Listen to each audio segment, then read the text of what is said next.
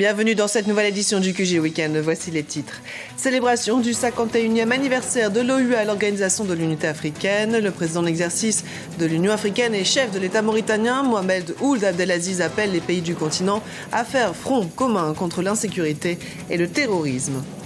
Mise en œuvre de la charte de la route des chefferies au Cameroun, une initiative qui vise à promouvoir et à sauvegarder la richesse du patrimoine culturel, religieux et linguistique du pays. Avec près d'un Africain sur deux équipé d'un téléphone mobile, le continent est en train de vivre une mutation technologique sans précédent. Le mobile ne sert plus seulement à communiquer de manière orale. Le réseau a donné naissance à des projets innovants qui soutiennent le développement du continent. La paix et la sécurité, voici les souhaits formulés par le président en exercice de l'Union africaine, Mohamed Ould Abdelaziz, à l'approche des 51 ans de l'institution continentale. Le président mauritanien s'est félicité des efforts accomplis en matière de développement. Il invite les politiques publiques du continent à mettre en œuvre des politiques de santé renforcées pour soutenir cette dynamique de croissance. Un reportage notre correspondant Franck Noudofina.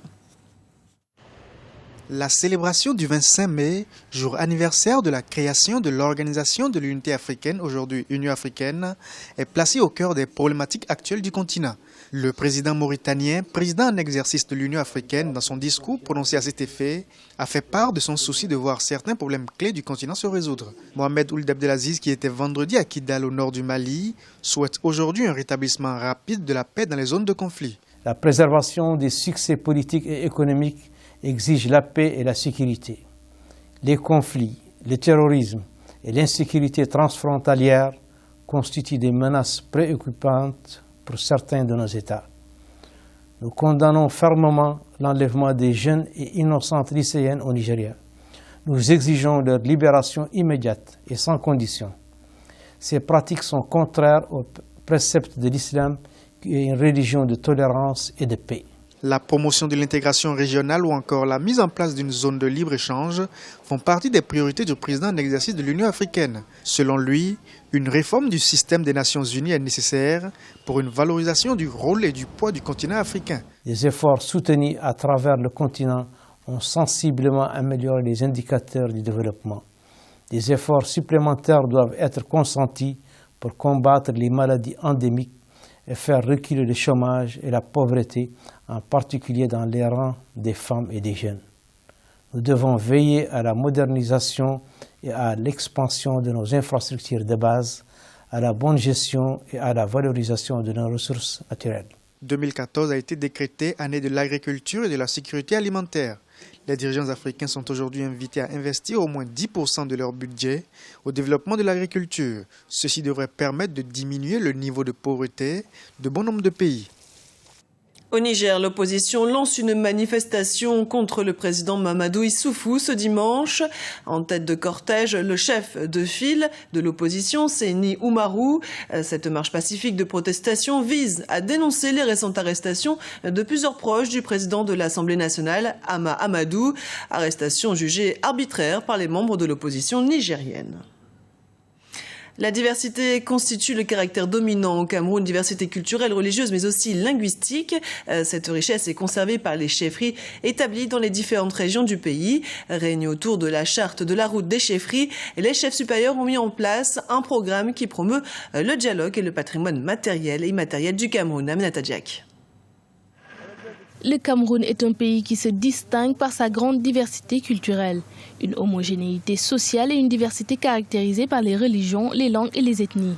Dans les régions, les chefferies traditionnelles constituent les garants de la pérennité culturelle. Pour favoriser le dialogue et promouvoir le patrimoine matériel et immatériel du Cameroun, une trentaine de chefs supérieurs se sont réunis autour du programme La Route des chefferies qui permet de préserver et de restaurer les valeurs culturelles. La Route des chefferies, c'est un concept qui place l'homme au cœur de son identité culturelle tout en favorisant le dialogue des cultures. C'est un programme de valorisation du patrimoine matériel et immatériel qui s'appuie sur une charte fondatrice qui est une charte d'aménagement culturel du territoire, en préconisant dans sa première phase de grand projet l'interprétation, la conservation, la valorisation, l'interprétation du patrimoine à travers des musées. La société change et subit de nombreuses mutations.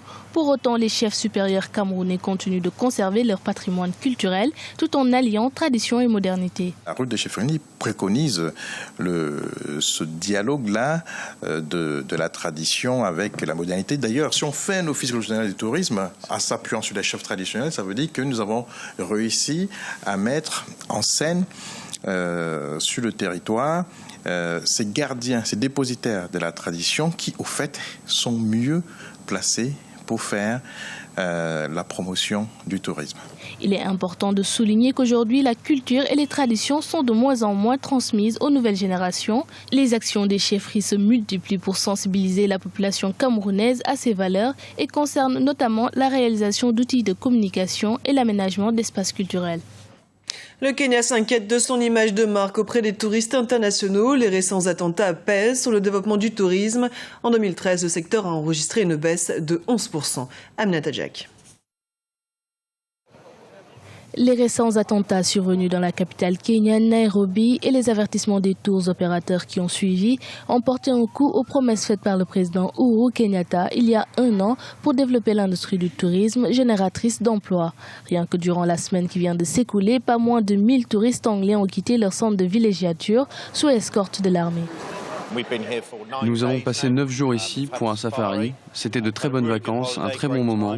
Mais je suis vraiment déçu que nous soyons obligés de rentrer chez nous. Le Kenya va nous manquer. L'attentat du centre commercial Westgate à Nairobi, qui a fait une 60aine de morts en septembre 2013, est encore très présent dans les esprits. Ces incidents ont un effet très négatif en termes d'image, mais aussi en termes de destination. Un certain nombre de marchés clés ont émis des avis contre notre destination, ce qui contribue à aggraver la situation. La baisse du nombre de touristes affecte durement l'économie du pays. Ce secteur emploie pas moins de 350 000 personnes. Cette saison, les affaires ne marchent pas, parce que vous pouvez venir ici pendant 2 semaines et à la fin, vous ne faites aucun chiffre d'affaires. La tendance risque de s'aggraver. De nombreuses personnes évitent encore Mombasa et il faudra attendre longtemps avant qu'elles ne se décident à revenir. Nous attendons de voir comment la situation va évoluer dans les prochains mois. Le Kenya a essayé de séduire les voyageurs chinois au cours des dernières années, mais les arrivées en province d'Asie sont encore inférieures à celles des visiteurs européens. Les principaux touristes proviennent pour le moment de Grande-Bretagne, les États-Unis, l'Australie et la France, qui eux seuls représentent plus d'un tiers des touristes. Ouverture ce dimanche du sommet africain de l'Internet à Djibouti. Thème retenu pour cet événement, au-delà de la connexion, interconnexion pour le développement de l'Afrique. Au menu du sommet, qui se tiendra jusqu'au 6 juin, figureront des discussions et des débats autour des dernières innovations en matière de technologie et de services du protocole Internet. On reste dans le secteur des nouvelles technologies. Autrefois, le téléphone portable était réservé aux classes aisées, tant son coût était exorbitant au regard du revenu moyen. Mais depuis 10 ans, la donne a changé sur le continent. Aujourd'hui, le mobile permet d'apporter des services bancaires, administratifs, médicaux, scolaires, entrepreneuriales, y compris dans les zones les plus reculées. Ibra Radjindiaï. Le secteur de la téléphonie connaît un essor considérable en Afrique ces 10 dernières années. Si l'Afrique compte 1 milliard d'habitants, 600 millions ont aujourd'hui un téléphone mobile. Avec l'avènement du mobile banking, l'usage du téléphone prend une place non négligeable dans le développement économique du continent. Le mobile banking permet également aux Africains ruraux ou périurbains d'avoir accès à des informations jusque-là réservées aux détenteurs d'abonnements Internet. Je pense qu'il y a un support considérable, même étant donné que la virtualisation, notamment par l'Internet, nous permet d'éviter de se déplacer, de pouvoir faire du paiement à distance, de pouvoir régler des situations à distance. Pour moi, le téléphone et ensuite l'Internet, parce que c'est la brique qui se pose au-dessus et qui montre un véritable dynamisme en Afrique, est un raccourci même pour le développement et pour la mondialisation de l'Afrique. Entre les SMS et les connexions à Internet, le mobile est devenu un vrai enjeu de développement. Le marché du mobile banking en Afrique va peser plus de 200 milliards de dollars en 2015. Un potentiel qui dope déjà l'économie de nos États. Nous sommes tous là pour concourir à cet objectif-là, justement, de faire gagner à nos pays des points en PIB, dans le développement. Et les télécoms, ils contribuent beaucoup au développement du PIB des pays. Plusieurs initiatives des acteurs économiques et des décideurs vont dans ce sens, à l'instar du sommet africain de l'Internet qui s'est ouvert ce dimanche à Djibouti jusqu'au 6 juin, avec comme thème principal, au-delà de la connexion, interconnexion pour le développement de l'Afrique. Ce journal a été préparé par l'ensemble de la rédaction. Merci pour votre fidélité. Dans un instant, une nouvelle édition du QG Weekend sur Africa 24.